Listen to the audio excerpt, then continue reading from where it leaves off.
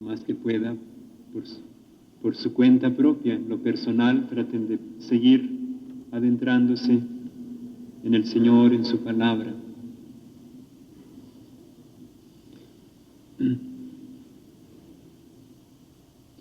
Es el Espíritu Santo, pues, el que nos debe de llevar de la mano, es el que nos debe de guiar. Ayer estábamos viendo el capítulo 5, en la última parte de este capítulo Jesús está explicando la ley, el sentido de la ley de Dios. Porque en este tiempo en que Jesús se encarnó y habitó entre nosotros, los maestros de Israel, los escribas, los fariseos, enseñaban la ley de Dios, pero generalmente perdían de vista lo esencial de la ley, que era el amor, la santidad, la misericordia, la justicia. Esas eran las cosas esenciales de la ley. Y ellos más bien se iban a cuestiones de que cuántos pasos se pueden caminar en sábado, que qué tan anchas tienen que ser las filactelias, y en muchos detalles de ese tipo se les iba todas sus explicaciones. Entonces por eso Jesús los reprende y dice que han descuidado lo principal. Así que Jesús aquí está dando el sentido espiritual profundo, completo de lo que es la ley de Dios. Y ya el Antiguo Testamento había dado las pautas, pero Cristo viene ya a darle plenitud, lo que estaba enunciado, lo que estaba pues ya dicho, pero no de una manera muy fuerte ni muy completa. Jesús lo viene ya a completar. Por ejemplo, esto de no matarás, tal como lo leíamos ayer, pues no es nada más no quitar la vida física a una persona, sino también no dañarlo en el aspecto moral, espiritual, mental, psicológico, en fin. O sea que si te encolerizas con tu hermano, tomas una actitud de rechazo hacia él, le llamas imbécil, le llamas estúpido, etc., pues estás dañándolo, lo estás dañando, aunque no lo matas físicamente, pero lo estás dañando y hasta lo puedes matar moralmente. Que a veces es más grave el daño que causamos con estas actitudes, es más grave el daño a los ojos de Dios que si tomáramos una pistola y lo matáramos físicamente.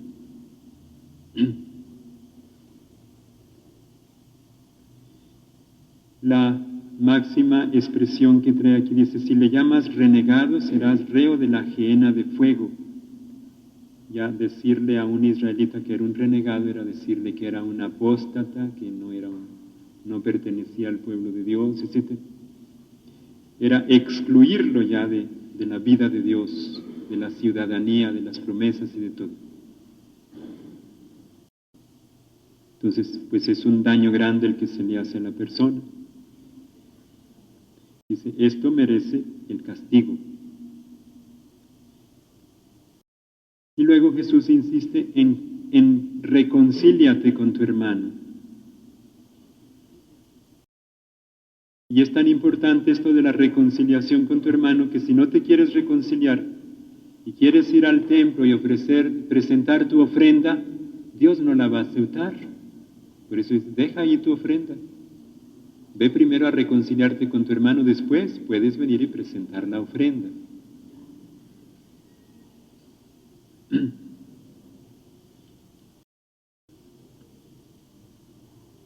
En la carta a los Efesios también dice que no se ponga el sol mientras están airados, enojados.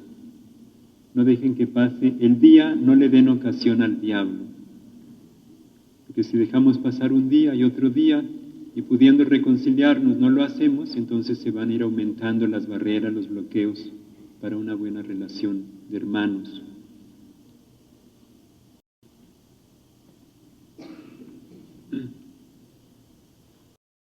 Así que esta es una norma para nosotros los cristianos, no dejar pasar el día sin buscar la reconciliación. También habla sobre el adulterio. El adulterio no es nada más la consumación del pecado de una manera física, también se puede adulterar con la intención, con la actitud, con el deseo.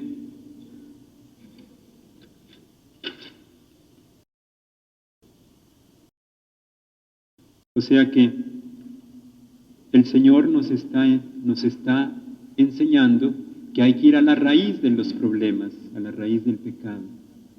Todos los pecados brotan, como dice, del corazón o de los pensamientos.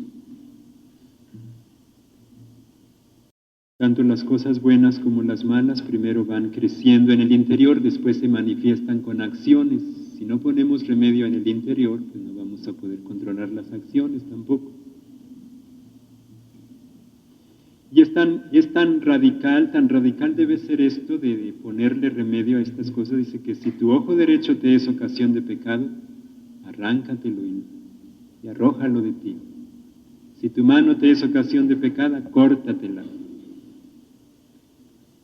Y con esto se puede entender, por ejemplo, si una persona muy estimada, te la aprecias mucho, pero te es ocasión de pecado, corta con esa amistad. Es como a veces decimos, es mi mano derecha. Bueno, pues corta tu mano derecha, si eso te va a apartar de Dios.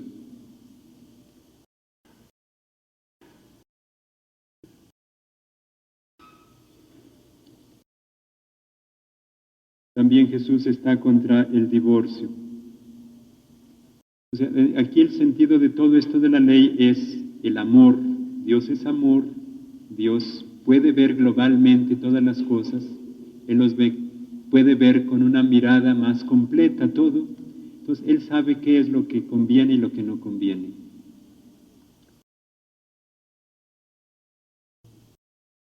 Si el Señor dice que el adulterio es malo y que hay que rechazarlo y que el divorcio y que las palabras ofensivas y todo eso, pues hay que hacerle caso al Señor.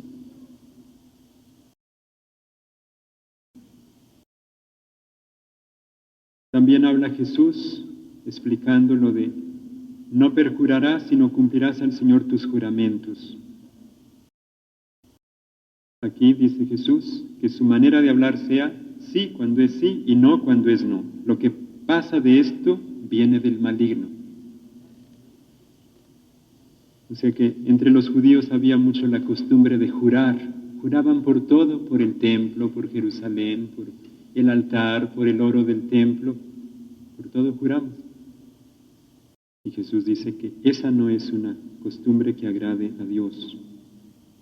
Luego, ustedes han oído que se dijo, ojo por ojo y diente por diente. O como ahora decimos, el que me la hace, me la paga. Pero Jesús da otra enseñanza.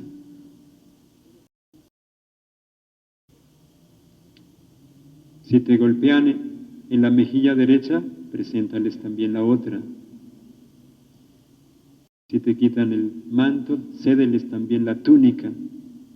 Al que te pida que le ayudes una milla, ayúdale con la carga otra milla. Entonces, esta es una nueva actitud. Todo mundo piensa que ser una persona fuerte quiere decir hay que ser orgullosos, hay que saber defenderse, y si me dicen una cosa, una injuria, yo devuelvo con otra más fuerte. Y en eso pensamos que está la fuerza. Pero el Señor dice que no es esa la fuerza. Dice que hay otro tipo de fuerza desconocida para este mundo, y es la fuerza del amor, que es la que rige todo el universo. Dios es amor, ¿y quién es más fuerte, más poderoso que Dios? Pues no hay nadie. Entonces, el amor es la fuerza que gobierna, que domina, que rige todo cuanto existe. Dios es amor. Entonces, cuando se actúa por amor a Dios, por amor al prójimo, y se soportan injurias, ofensas, y se responde en esta forma, pues en esto está la verdadera fuerza, el dominio de sí mismo, la conquista de sí mismo. Dice el libro de Proverbios que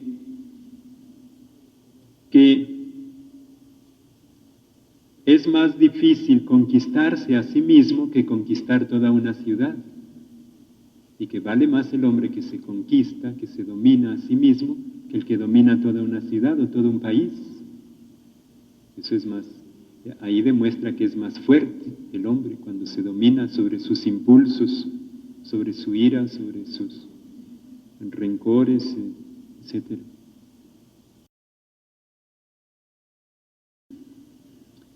Entonces, cuando una persona, no sé si ustedes lo han vivido ya esto, de que les dicen una ofensa y ustedes responden con una buena palabra, con una sonrisa, con un Dios te bendiga, o lo que sea, pues desconciertas a la otra persona. Es una fuerza que no se esperaban. Es algo que está sobre las fuerzas humanas, porque esa no es la manera como la carne reacciona. Esta es una reacción del espíritu, no de la carne. Y el espíritu es más que la carne. Sin el Espíritu Santo no podemos, porque eso del dominio de sí mismo es uno de los frutos del Espíritu de los que habla Gálatas. ¿Cuáles son los frutos del Espíritu? Uno de ellos es dominio de sí mismo. Y dice, habéis oído que se dijo, amarás a tu prójimo y odiarás a tu enemigo, pero yo os digo, amad a vuestros enemigos, rogad por lo que os persigan, para que seáis hijos de vuestro Padre. Jesús termina este párrafo diciendo que debemos de ser perfectos como nuestro Padre es perfecto. Si solamente tratas bien a los que te tratan bien, si solamente saludas a tus amigos, a tus parientes, pues eso ¿qué tiene de particular? ¿Dónde está la novedad? No hay ninguna novedad en eso. Eso cualquiera lo hace. Pero Jesús quiere algo nuevo. Ama a tus enemigos, saluda a los que te rechazan, a los que no te quieren, trátalos bien, ora por ellos. Esto sí es algo nuevo.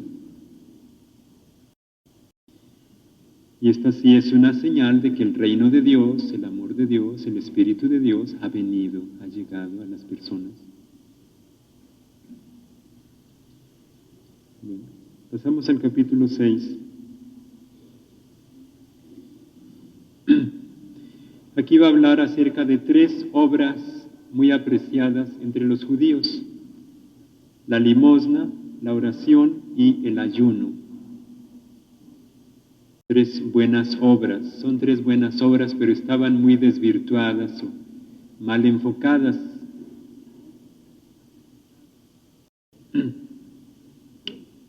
Acerca de la limosna dice, cuidad de no practicar vuestra justicia delante de los hombres para ser vistos por ellos, de lo contrario, no tendréis recompensa de vuestro Padre Celestial. Por tanto, cuando hagas limosna, no lo vayas trompeteando por delante como hacen los hipócritas en las sinagogas y por las calles, con el fin de ser honrados por los hombres. En verdad os digo que ya recibieron su paga. Tú, en cambio, cuando hagas limosna, que no sepa tu mano izquierda lo que hace tu derecha. Así, tu limosna quedará en secreto, y tu Padre que ve en lo secreto te recompensará.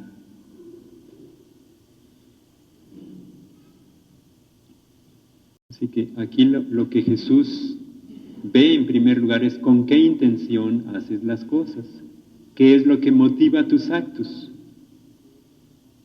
El motivo por el que debes hacer esto es por Dios, por amor a Dios, a tu prójimo, pero no para que te honren a ti, no para que te alaben a ti, porque los fariseos tenían esa costumbre de que, por ejemplo, había fariseos que tenían sus criados y le decían a su criado, mira, hoy voy a dar una limosna, tú tienes que estar ahí, a la hora que yo voy a hacer la ofrenda, la limosna, tienes que tocar la trompeta. Y sí, materialmente así lo hacían. Tocaban una trompeta para que la gente se fijara, o alguna campana, algo que llamara la atención, porque pues cómo iba a pasar desapercibido eso, luego quién los iba a quién les iba a honrar. Entonces no les importaba a Dios, les importaba lo que la gente fuera a decir. También ahora se usa esto en distintas maneras. Sobre todo la gente que no tiene fe en Dios, cuando van a hacer alguna cosa buena, no tocan la trompeta o suenan las campanas, pero sí llaman a los fotógrafos para que les tomen la foto y aparezca en el periódico, ¿verdad? O sea que las costumbres no cambian. ¿Sí?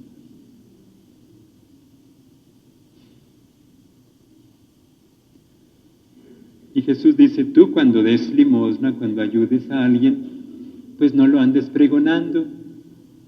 Lo importante es que Dios lo sepa, y Dios es el que te va a dar la recompensa.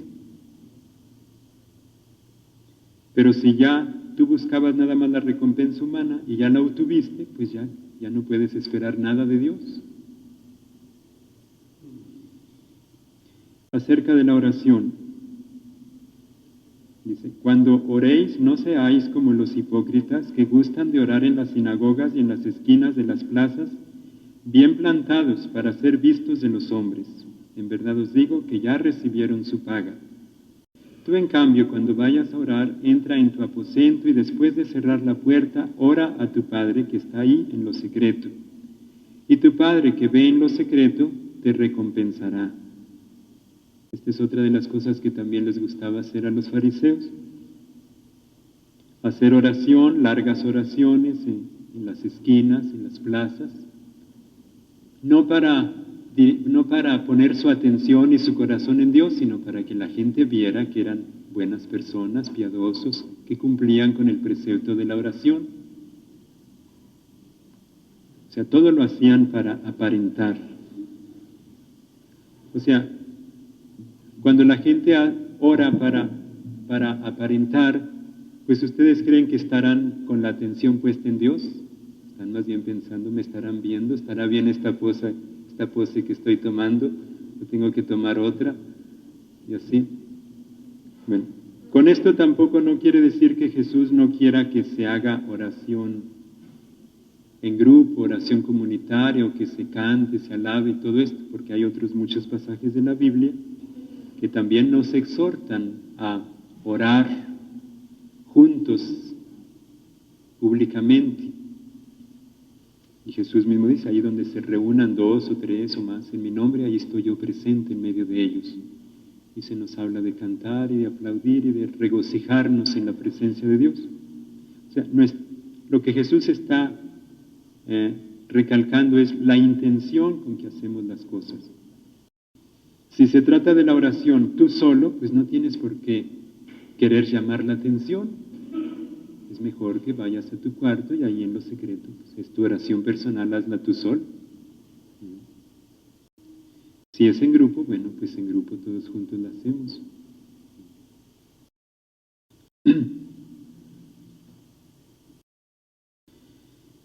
Y sigue hablando Jesús acerca de la oración.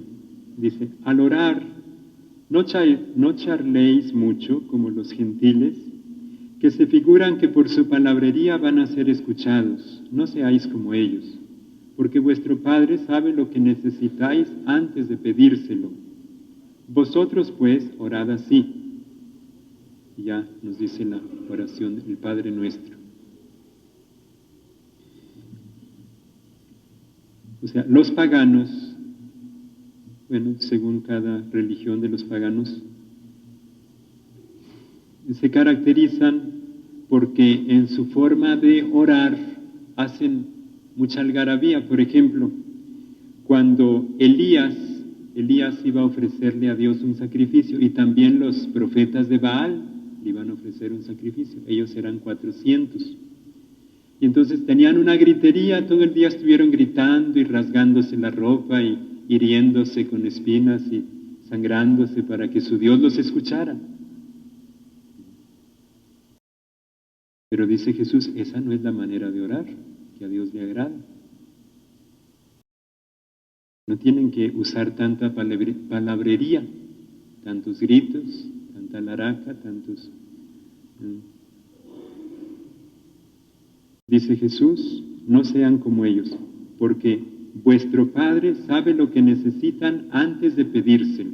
Aquí sobre todo se está refiriendo a cuando ustedes quieren que Dios les conceda algo, no tienen por qué gritar y hacer tanto escándalo.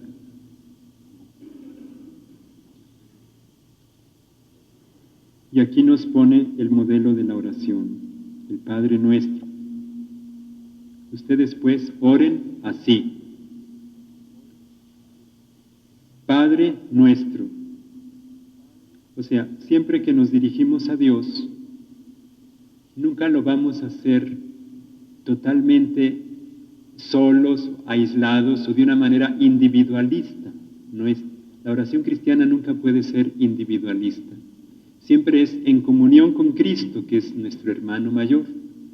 Junto con Cristo es como podemos dirigirnos al Padre y es como podemos ser hijos de Dios. Si estamos separados de Cristo, pues no podemos ser hijos de Dios, ni podemos decirle a Dios Padre. Así que siempre que nos dirigimos al Padre es por Cristo, en comunión con Cristo y en comunión con toda la comunidad cristiana, con todos los creyentes, porque somos un cuerpo, no somos seres aislados. Decir que estás en los cielos no quiere decir que estás muy lejos. Hay mucha gente que piensa que decir que estás en los cielos, pues estás tan lejos que a ver si me oyes. No. En la expresión oriental, en los orientales, en aquellos lugares desérticos y de oriente, sobre todo en las noches, el cielo se ve tan cerca, las estrellas son tan claras, el cielo es tan limpio, que las estrellas parece que se pueden tocar con la mano. Entonces decir en el cielo quiere decir que estás aquí encima y que lo penetras, lo sondeas, lo sabes todo, estás al pendiente de todo. Entonces es Padre, que todo lo sabes, que todo lo conoces, que estás pendiente de todo. Ese es el sentido que tiene eso de estar en el cielo.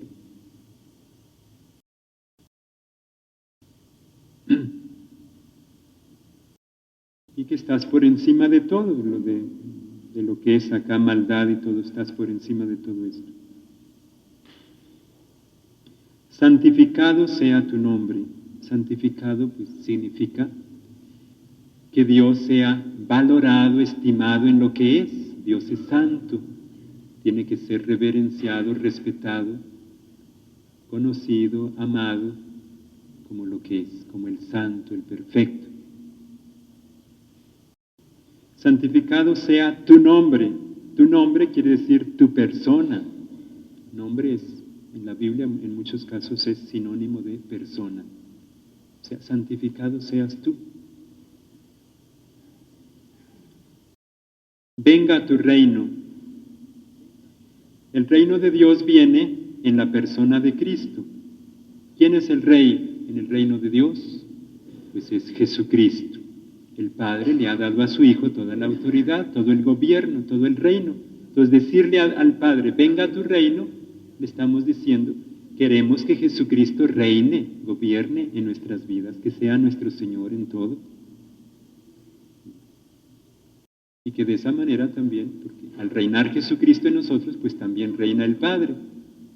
Que Jesús lo que quiere es que se cumpla la voluntad del Padre.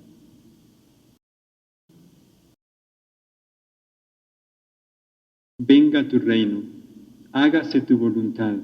Entonces la consecuencia de que viene el reino de Dios es que se hace su voluntad, la voluntad de Dios.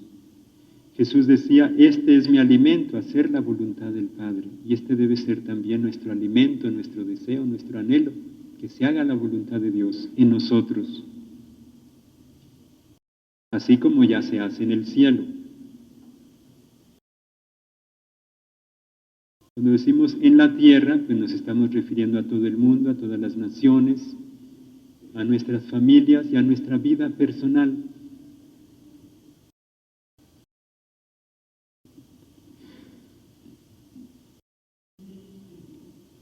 En el cielo ya se hace la voluntad de Dios entre los ángeles fieles, entre los santos. Así que estas tres primeras peticiones, como ustedes ven, no es estar pidiendo nada para nosotros, estamos pidiendo para Dios. ¿Qué pido en el Padre Nuestro? Pido que Dios sea santificado, que venga su reino, que se haga su voluntad.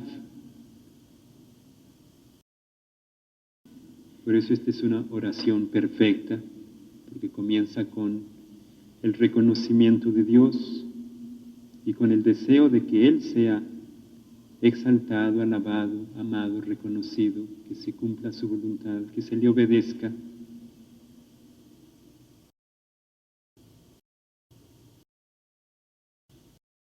Entonces aquí estamos buscando primeramente el reino de Dios, es lo que va Jesús a enseñar más adelante. Busquen primeramente el reino de Dios y su justicia. Lo demás se les dará por añadidura. Entonces la añadidura viene acá más adelante. Nuestro pan, danos nuestro pan. Pero aún en nuestro pan hay que explicar que el hombre necesita el pan material, el pan para el cuerpo, diariamente. Nuestro pan cotidiano, nuestro pan de cada día. También todos los días necesita el pan para el alma, para la mente, para que se renueve la mente, se fortalezca, se ilumine. Necesitamos el pan de la palabra. Jesús dice, no solamente de pan material vive el hombre, sino de toda palabra que viene de Dios. Y también Jesús habla de otro pan que es Él mismo. Dice, yo soy el pan vivo y verdadero. Es el pan que el Padre les da. El que coma de este pan vivirá para siempre. Entonces necesitamos el pan para el Espíritu, que es Cristo mismo, que dice, yo soy la vida. Yo he venido para que tengan vida y vida en abundancia. La vida espiritual, la vida eterna. Entonces se refiere al pan de la Eucaristía, al pan que es Jesús mismo, la vida que Él mismo nos comunica. También se refiere al Espíritu Santo, que como dice San Pablo, el Espíritu Santo se une a nuestro espíritu para vivificar nuestro espíritu. Cristo nos comunica ese espíritu divino. Entonces ahí tenemos los tres panes, pan para el espíritu, pan para el alma y pan para el cuerpo, y es lo que pedimos diariamente. Que Dios nos dé diariamente ese pan.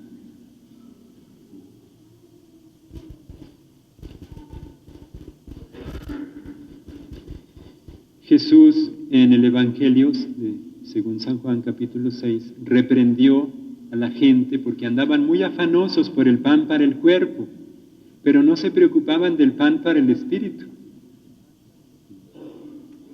Y así pasa todavía mucho ahora.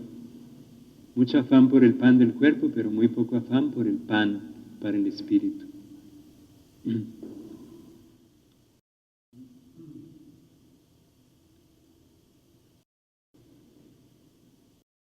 Bueno, el hecho de que estamos aquí es que sí hay ese deseo de alimentarse, alimentar su alma, fortalecerse también con el pan de la palabra. Yo creo que ustedes han estado experimentando lo mismo que yo, de que estos días que estamos estudiando la palabra nos hemos sentido más fuertes, más en el Señor, cómo cambia, se siente un fortalecimiento, un crecimiento, una renovación.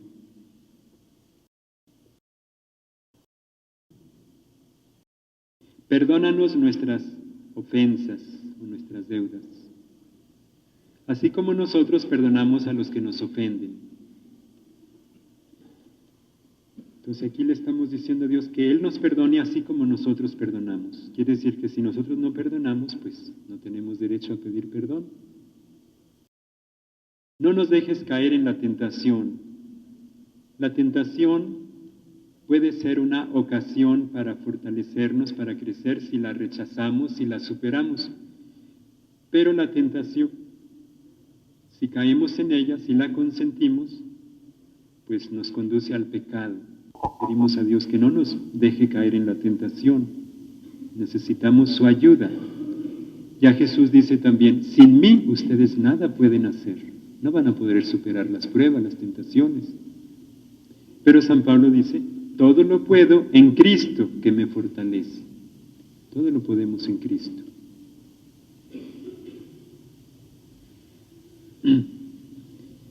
Sin Cristo, sin su Santo Espíritu, nosotros ni podemos ni queremos salir de las tentaciones. Por eso es que necesitamos abrirnos a recibir la fuerza, la ayuda del Señor. Dice, mas líbranos del mal. Líbranos del mal o del maligno. Estamos en una guerra espiritual. La carta a los Efesios en el capítulo 6 es muy clara en este sentido. Necesitamos tomar las armas que Dios nos da para superar, para vencer en el combate.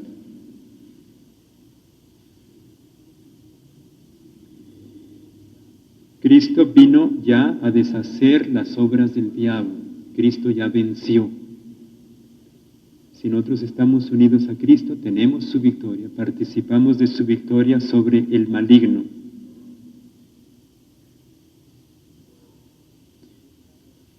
Así que esta oración del Padre Nuestro tiene 7 peticiones. Las 3 primeras,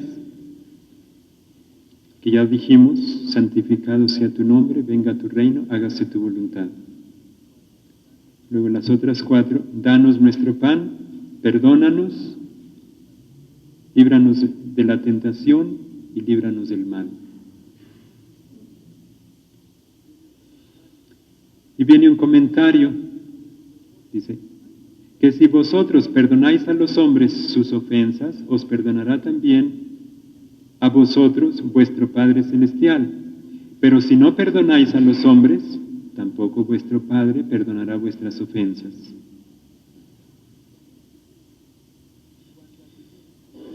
Cuando ayunéis, sobre el ayuno, ahora habla sobre el ayuno.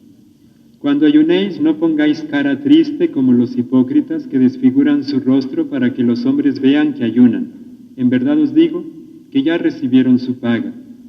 Tú, en cambio, cuando ayunes, perfúmate tu cabeza y lava tu rostro, para que tu ayuno sea visto no por los hombres, sino por tu Padre que está ahí en lo secreto.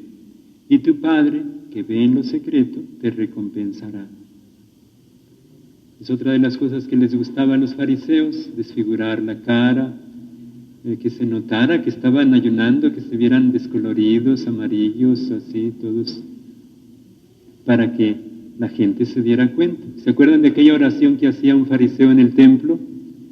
Que decía, te doy gracias, Señor, porque yo ayuno 2 veces a la semana, y yo hago esto, y yo hago aquello, y no soy como los demás, ni como ese publicano que está ahí atrás.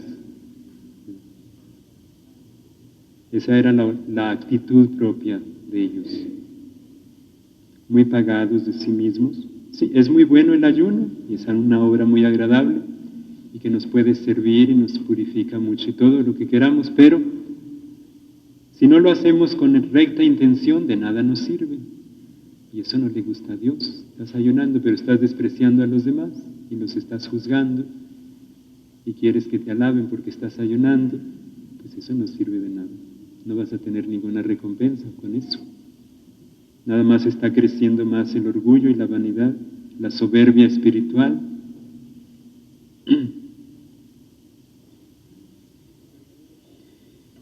El verdadero tesoro. No os amontonéis tesoros en la tierra, donde hay polilla y herrumbre que corroen y ladrones que socavan y roban. Amontonaos más bien tesoros en el cielo, donde no hay polilla ni herrumbre que corroan ni ladrones que socaven y roben, porque donde esté tu tesoro, ahí estará también tu corazón. Entonces, ¿dónde está tu corazón? ¿Dónde están tus pensamientos? ¿Dónde están tus preocupaciones? ¿Hacia dónde se dirigen todos tus afectos? Pues ahí está tu tesoro. Si toda tu vida, tus sentimientos, tu atención, tu preocupación es por Dios, por hacer su voluntad, por agradarle, pues Dios es tu tesoro. Pero si tu preocupación es, como dice aquí, el dinero, ahí está tu tesoro, ahí tienes tu corazón. Y Jesús dice, no amontonen tesoros en la tierra. Porque dice más adelante San Pedro, este mundo y todo lo que hay en él serán consumidos por el fuego. Entonces, ¿de qué sirve atesorar o acumular cosas materiales si todo se va a acabar? Dice, la lámpara del cuerpo es el ojo. Si tu ojo está sano, todo tu cuerpo estará limpio, estará luminoso. Pero si tu ojo está malo, todo tu cuerpo estará a oscuras. Si la luz que hay en ti es oscuridad, ¿qué oscuridad habrá? Cuando habla aquí del ojo, se refiere al entendimiento, al cómo enfocamos, cómo vemos las cosas, la actitud que tomamos, qué intención tenemos. Si nuestro ojo es malo, o sea, si todo lo vemos con mala intención, pues todo está contaminado. Por ejemplo, una persona que está en su casa y nunca ha limpiado las ventanas de su habitación, las ventanas están muy sucias, muy manchadas, los vidrios, y se pone a ver por las ventanas a la gente, a los vecinos, y se pone a criticar, mira nomás qué sucios y que qué mal se ven. Entonces está juzgándolos y todo lo está viendo distorsionado por los vidrios tan sucios que tiene su ventana, no porque los demás estén mal. Así nos pasa también a nosotros cuando nuestra intención, nuestro enfoque de las cosas está mal, estamos siempre con malas intenciones, juzgando, criticando. Entonces, no es que los demás estén mal, el mal está en nosotros.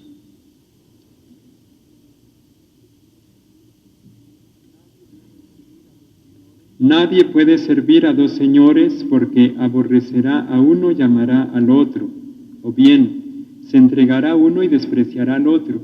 No podéis servir a Dios y al dinero. Aquí Jesús está enseñando que solamente hay un solo Señor, a quien podemos y debemos de servir. Solamente hay un Señor y somos siervos de Él. Pero si queremos tener varios señores, vamos a quedar mal.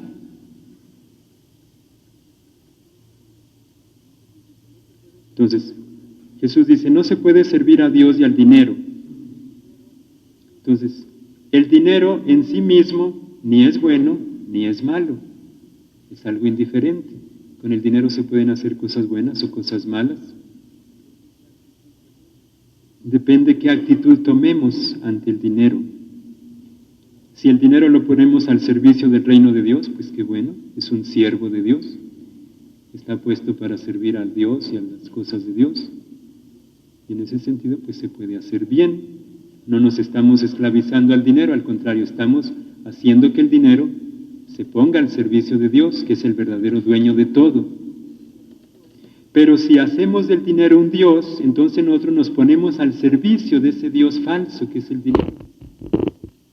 Y es una trampa muy frecuente que pone Satanás, no nada más a la gente del mundo, sino a los cristianos también, ¿verdad? Que se estanquen ahí al servicio de ese ídolo, y ese ídolo siempre les va a estar pidiendo más y más, hasta que los va a absorber a ellos mismos y los va a arrastrar y se los va a llevar al abismo. Ya sabemos lo que pasa con muchas gentes de gobierno que manejan mucho dinero y cómo caen en esa tentación, en darle culto a ese ídolo, en lugar de poner el dinero al servicio del bien común, al servicio de las obras del pueblo, etc. ¿No? Ellos se ponen al servicio de ese ídolo y ese ídolo los atrapa y se adueña de ellos y caen en una red, en una cosa que los ata, los oprime y los va a llevar al infierno. Entonces es peligroso. Así que por eso dice Jesús que estemos alertas, que solamente hay un Dios, un solo Señor.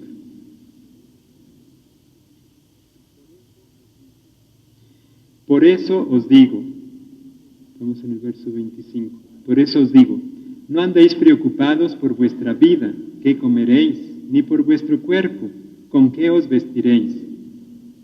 ¿No vale más la vida que el alimento y el cuerpo más que el vestido? Mirad las aves del cielo, no siembran, ni cosechan, ni recogen en graneros, y vuestro Padre Celestial las alimenta. ¿No valéis vosotros más que ellas?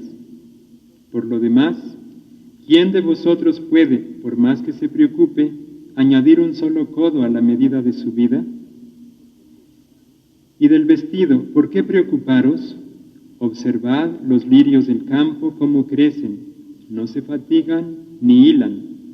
Pero yo os digo que ni Salomón en toda su gloria se vistió como uno de ellos.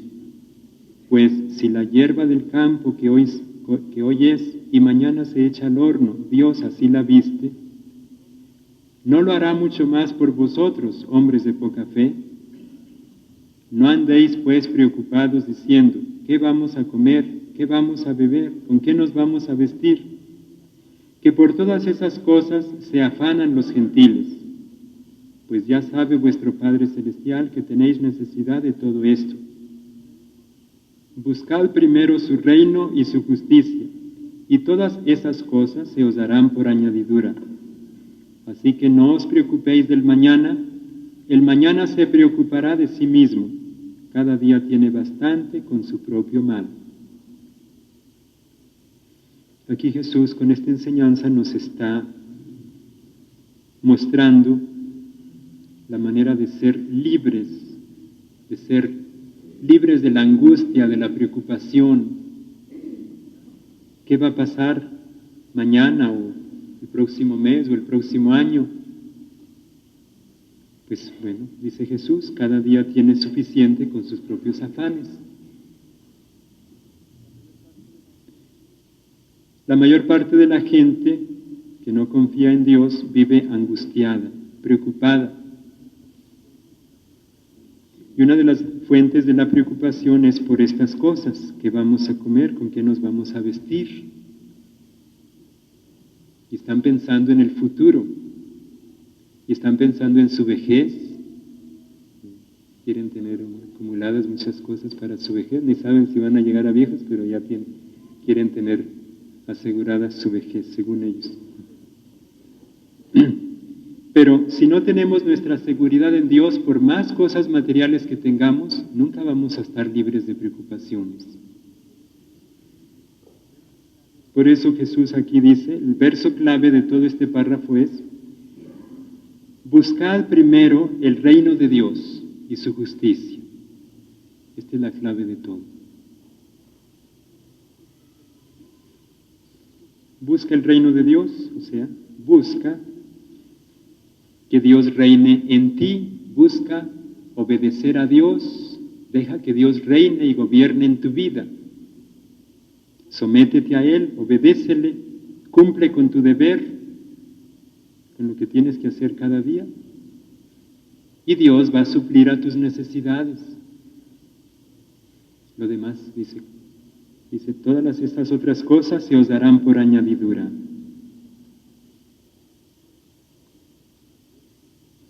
Así que lo que nos debe preocupar es esto únicamente, obedecer a Dios.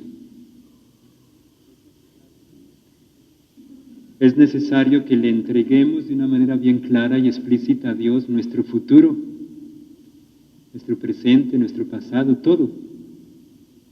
Una entrega verdadera a Dios. Te entrego mi pasado, mi presente, mi futuro. Deseo y te pido que tú reines en mí, gobiernes y tomes control de toda mi vida. Y si todavía te sigue la preocupación, pues reprende ese espíritu de preocupación que te está quitando la paz. Dios quiere que vivamos en paz. En la carta a los Filipenses, el apóstol San Pablo dice,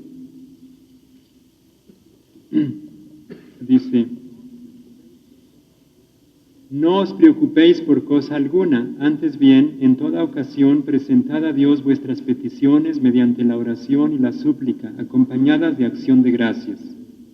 Y la paz de Dios, que supera todo conocimiento, custodiará vuestros corazones y vuestros pensamientos en Cristo Jesús. Filipenses 4, desde el verso 6 y 7. Aquí el apóstol está diciendo, no se preocupen. Eso no quiere decir que vivamos de una manera así, como bohemios, así nada más, ¿no? Sino cumplir cada día con tus deberes, tus obligaciones que te tocan, ¿verdad? Y hacer bien, hacerlo todo como para el Señor.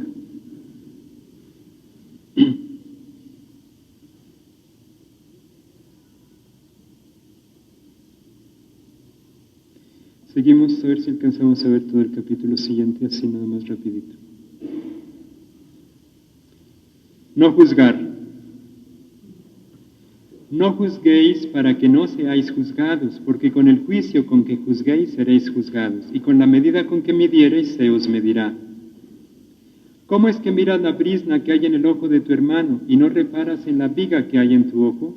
¿O cómo vas a decir a tu hermano, deja que te saque la brizna del ojo teniendo la viga en el tuyo? Hipócrita, saca primero la viga de tu ojo, entonces podrás ver claro para sacar la brizna del ojo de tu hermano. Aquí está diciendo Jesús, con la misma medida con que midas serás medido. En el Evangelio según San Lucas, al hablar de esto mismo, dice, dad y se os dará. Y dice, y con la misma medida con que midas, serás medido. Le hace otra aplicación, dice, si tú das poco, pues poco vas a recibir. O como dice San Pablo, el que poco siembra, poco cosecha.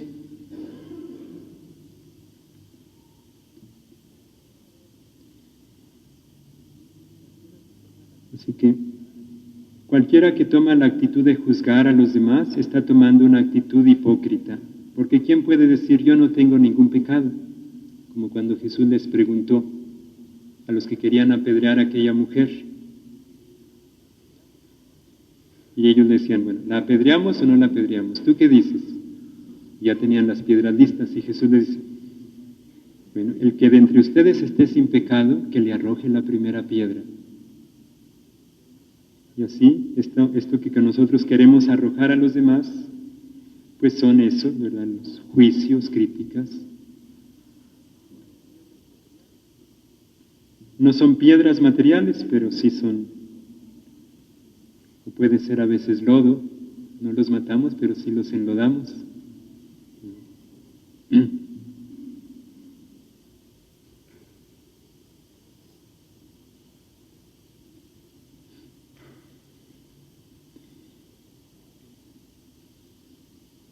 Así que, antes de juzgar a los demás, juzguémonos primeramente. Y Jesús dice, si te examinas con cuidado, verás que tu pecado es más grande que el de tu prójimo. No deis a los perros lo que es santo, ni echéis vuestras perlas delante de los puercos, no sea que las pisoteen con sus patas y después, volviéndose, os despedacen.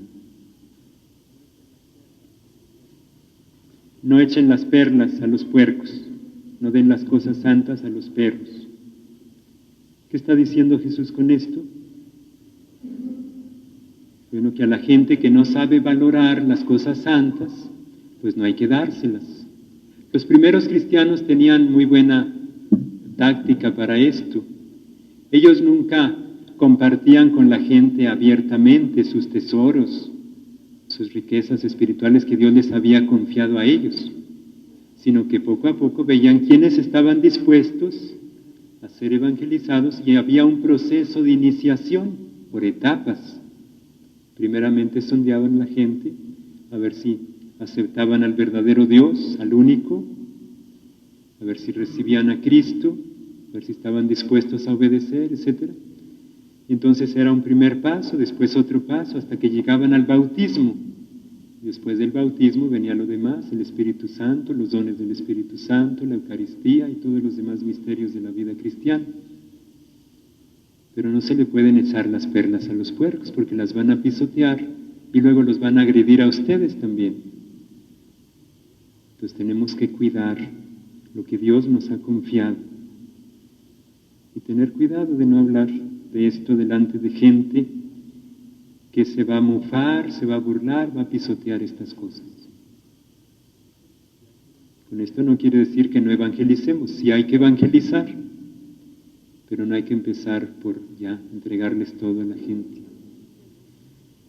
Jesús dice, al que tiene se le dará más y tendrá en abundancia, pero al que no tiene se le quitará hasta lo poco que cree tener.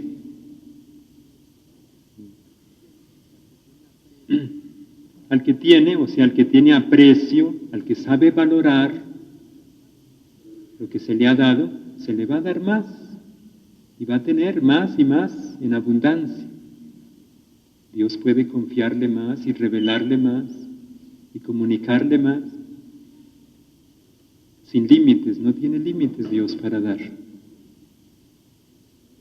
Pero al que no tiene, o sea, al que no tiene aprecio por las cosas santas, no valora las perlas preciosas, pues se le va a quitar hasta lo poco que ya cree tener.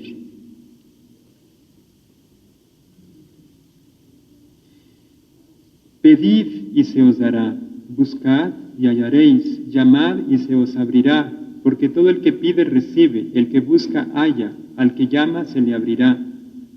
¿O hay acaso alguno entre vosotros que al hijo que le pide pan le da una piedra?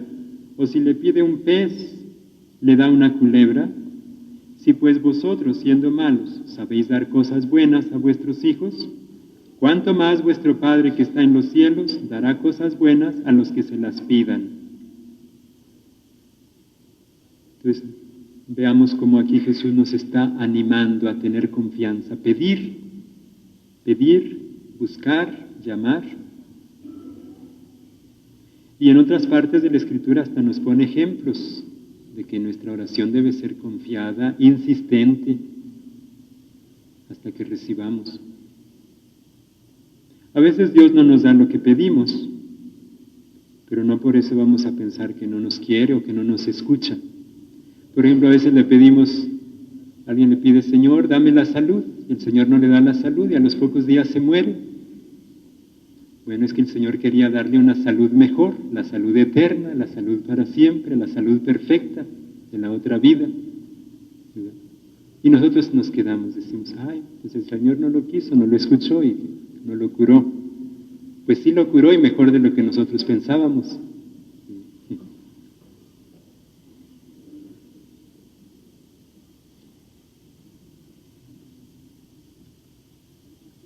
Así que en este pasaje viene también en San Lucas, y allí cuando habla de que si ustedes siendo malos saben dar cosas buenas a sus hijos, dice en San Lucas, con más razón el Padre Celestial dará el Espíritu Santo a quienes se lo pidan.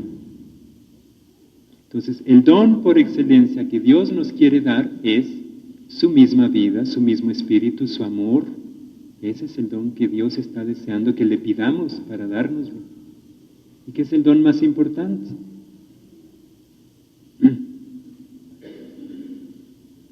A veces Dios no nos da estas otras cosas porque pueden ser distracciones que nos van a impedir más darnos cuenta que hay otras cosas mejores que Él nos quiere dar.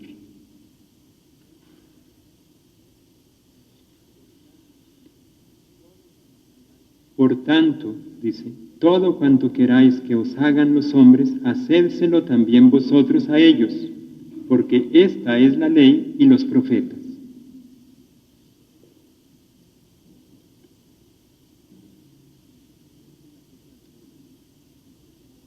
Esta es la regla de oro. Este es muy importante.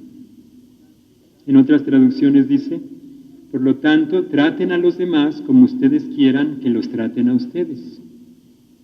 Trata a tu prójimo como tú quieras que te traten a ti. Si todos practicáramos esto, ¿qué paraíso sería aquí la tierra? No habría ni mentiras, ni robos, ni palabras ofensivas, ni nada que pudiera hacernos la vida difícil.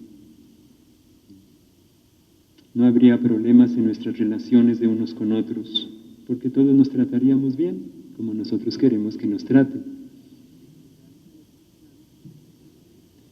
Pues ya entre los cristianos se ve un poco de esto, aquí entre nosotros algo ya de esto se empieza a notar, ya empezamos a tratarnos bien, como dice la palabra, traten a los demás como ustedes quisieran que los trataran.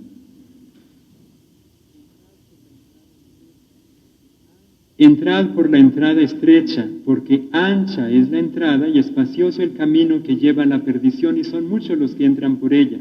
Mas qué estrecha la entrada y qué angosto el camino que lleva a la vida, y pocos son los que lo encuentran. Así que hay dos caminos, el camino ancho y el camino estrecho. El camino que el Señor nos pide que sigamos es este camino estrecho que implica renuncias, implica que nos desprendamos de cosas inútiles. Ir por el camino ancho pues es cómodo hasta cierto punto, porque todo el mundo va cargado con sus bultos y sus cosas, ¿verdad? Llenos de cosas inútiles, estorbosas, llenos de pecados, llenos de vanidades, llenos de cosas. Y ahí van todos cargando con sus tambaches ahí que los van oprimiendo, pero ahí quieren ir según ellos, muy llenos de televisiones y de sillones y de tanta cosa, ¿verdad? Todo lo que les dice la televisión que tienen que comprar, ahí están, compre cosas y llenándose de cargas. Bien. Es el camino ancho. En cambio, el otro camino es Cristo mismo. Cristo dice, yo soy el camino, síganme a mí.